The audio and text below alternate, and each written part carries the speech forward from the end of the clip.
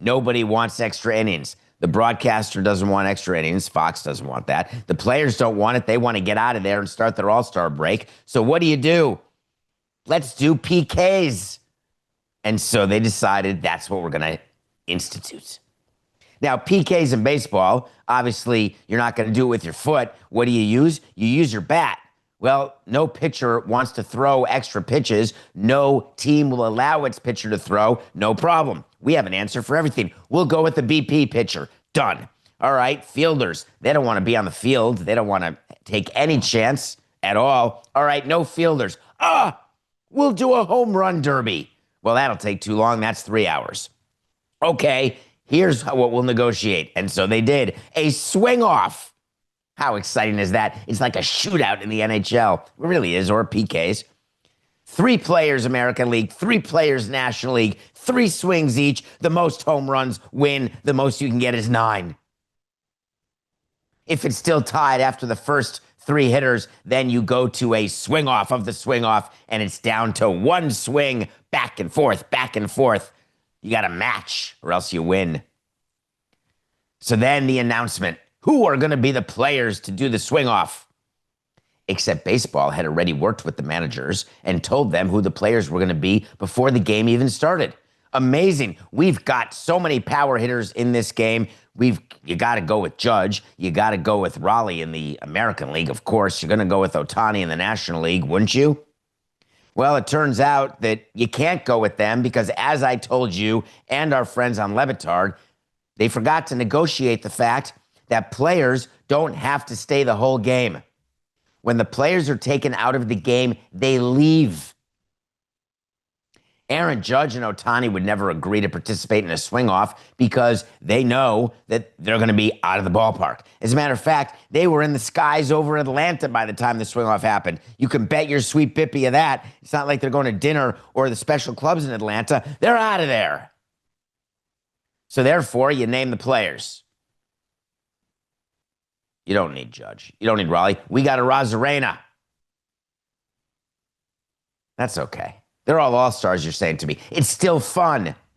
And I'm saying you're right. It was super fun watching Kyle Schwarber go 3 for 3 and lead the American League 4-8-6-9. It was super fun to watch Kyle Schwarber go 3 for 3 and lead the National League to the All-Star victory by winning the shootout 4-3.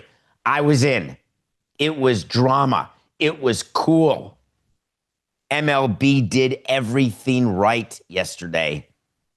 The fact that they didn't get the best players to stay, it's not going to happen unless you negotiate the rule that I said yesterday. Wouldn't it have been great yesterday to have that rule? Have Judge back in the game, pinch hitting in the 9th inning, bring in Ohtani one last time in the 9th inning to walk it off? Not that I'm impugning Donovan, but I'm just saying, would have been cool to have Ohtani there. Would have been cool to have Acuna there. Would have been cool to have him in the home run derby as well in the swing off. In order to do it, you have to make sure they stick around. The way they stick around is if there's a chance they could go back in the game. But the players who were going to compete in the swing off were told in advance because you submit to baseball, hey, it's going to be these 3 guys. Yeah, baseball tells you. But anyway, then we had an injury, a hit by pitch, when Dan Uggla's record-breaking company pitcher from the White Sox, the Rule 5 guy, Shane Scott, he's there. Rule 5, all-star, never before except for Dan Uggla, happens. White Sox, boom, hit by pitch right on the hammock. Oh, no. Suarez, the most important piece of the trade deadline. Yankee fans despondent beyond repair. Did he just break his finger? Did he just break his hand? It doesn't look good. X-rays. Negative. Thank God Suarez is the happiest guy in the whole ballpark. But he was one of the 3 people who was going to do the swing off. Gone. Dave Roberts looks over at the Marlins uniform and he says to his former coach, Clayton McCullough, who was with him on the bench, who's now the manager of the Marlins, what about Stowers? He went deep 3 times on Sunday, last game before the break. How about putting him up there? Great, no problem. Fox goes to interview him. You ready, Kyle? Hey, I just found out I was doing it. I didn't even know it existed. I don't even know what to do. Wait, 3 swings? All right, let's go have fun. He did hit a bomb, though. That was cool. back and forth nature of it means that you know how many you have to hit in order to win. Schwarber was down 3-1, the National League. He goes up there. When he's done with his round, they're up 4-3 with only one American League hitter left, the Rays guy. The Rays guy goes over, it's over. And the National League still had Alonso on deck as the final. Alonso, MVP of the game, snatched away, given to Schwarber. That was my only issue with the game, actually, with the voters of the MVP. Everyone's going to say this game will be remembered for the swing-off. This game will be remembered for what Schwarber did. He is the MVP who led the National League to victory by hitting 3 home runs off a BP pitcher. Fine. Pete Alonso hit a 3-run homer off an actual pitcher. I'm just throwing that out there. Harder to do what Alonso did than it is to do what Schwarber did. No matter the pressure, no matter how strange it is to have a cage there with no fielders and knowing that you've got only 3 swings, fine. You get 99 thrown at your tuchus and see how well you can hit. But I don't want to quibble. It was an electric game. MLB from start to finish, ludicrous. Well, fine. Zach Brown band in. Then we get notified in the 4th inning that something's coming in the 6th inning. And it was a tribute to Hank Aaron. And I had forgotten, for whatever reason, that Hank Aaron hit his 715th record-breaking home run on July 15th. 7:15 on 7:15. For whatever reason, I wasn't thinking, or I didn't realize it was July 15th. Whatever the case is, all of a sudden, MLB does a tribute. I can't say more than this. I knew that there was a tribute coming because I've got friends still in the game. And I was told that it's really something and that the hope was it would land right.